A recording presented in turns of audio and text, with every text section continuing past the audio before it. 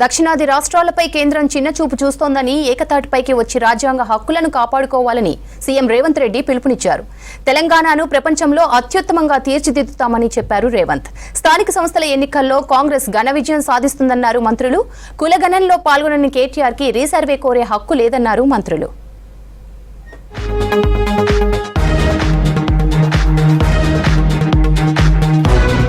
ఒకే వ్యక్తి ఒకే పార్టీ అన్నది ప్రధాని నరేంద్ర మోదీ రహస్య ఎజెండా అని ఆరోపించారు సీఎం రేవంత్ రెడ్డి.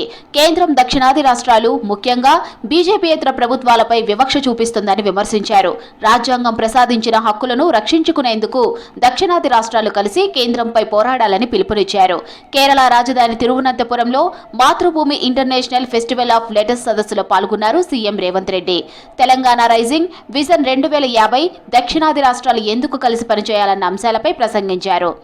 తెలంగాణను ప్రపంచంలో అత్యుత్తమంగా తీర్చిదిద్దాలనుకుంటున్నామని చెప్పారు సీఎం. సమగ్ర కుల సర్వే చేసిన తొలి రాష్ట్రం తెలంగాణ అన్నారు.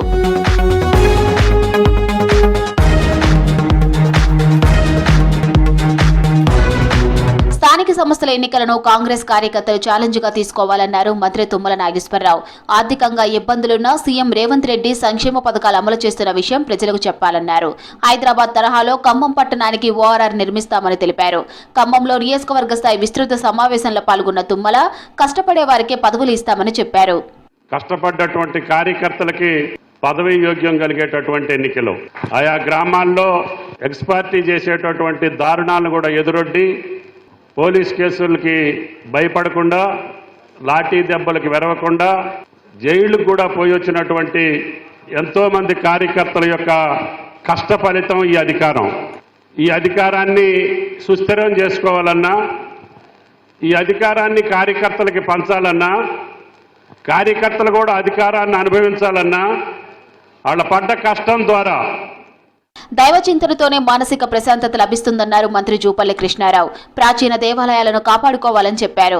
రంగారెడ్డి జిల్లా తలకొండపల్లి మండలం వేల్జల్ గ్రామంలో వేదాద్రి లక్ష్మీ నరసింహస్వామి కళ్యాణంలో పాల్గొన్నారు మంత్రి జూపల్లి. పర్యాటక శాఖ ద్వారా లక్ష్మీ నరసింహస్వామి ఆలయ అభివృద్ధికి కృషి చేస్తానని చెప్పారు.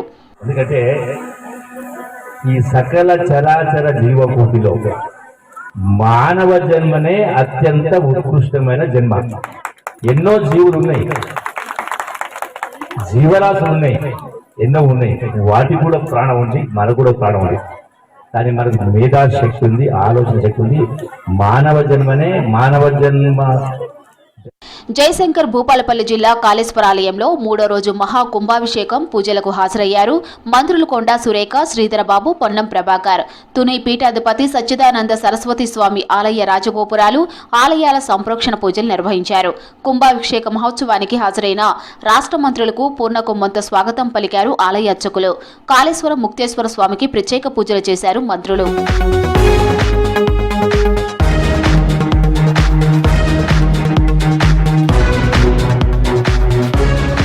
ఎలాంటి ఆధారాలు లేకుండా బీసీ కులగణనపై కేటీఆర్ దుష్ప్రచారం చేస్తున్నారని ఫైర్ అయ్యారు పీసీసీ చీఫ్ మహేష్ కుమార్ గౌడ్. కులగణన పారదర్శకంగా జరిగిందని చెప్పారు. 2014లో ఇంటింటి సర్వే చేసిన కేసీఆర్ ఆ వివరాలను ఎందుకు బయటపెట్టలేదని ప్రశ్నించారు. బీసీలకు న్యాయం జరుగుతుంటే కేటీఆర్ భరించలేకపోతున్నారన్నారు పీసీసీ చీఫ్. కులగణనలో పాల్గొన్న కేటీఆర్ కు రీసర్వే గురించి మాట్లాడే అర్హత లేదన్నారు. 10 ఏళ్లలో బీసీలకు తీరని అన్యాయం చేసి ఇప్పుడు బలహీన వర్గాల గురించి మాట్లాడడం విడ్డూరమన్నారు మహేష్ కుమార్.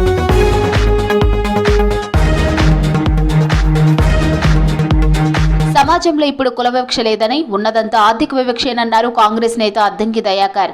హైదరాబాద్ లో రెడ్డి జాగృతి ఆధ్వర్యంలో జరిగిన సమగ్ర సమ్మిళిత ఆర్థిక అభివృద్ధి సదస్సులో పాల్గొన్నారు అద్దంకి. రెడ్డి కుటుంబాల్లో చాలా మంది పేదలున్నారని, ఈడబ్ల్యూఎస్ రిజర్వేషన్లకు తాను మద్దతిచ్చి పోరాడానని చెప్పారు. రిజర్వేషన్లు అంటే ఎస్సీ ఎస్టీలకే, రిజర్వేషన్లు అంటే నిమ్న వర్ణాలకి అనే భావన, నేను ఆ వర్గాల నుంచి పెరిగి వచ్చినోన్నే, కానీ వీళ్ళకి ఎందుకు సపోర్ట్ చేసినవని నన్ను ఒక వైజాగ్ నుంచి ఒక పెద్ద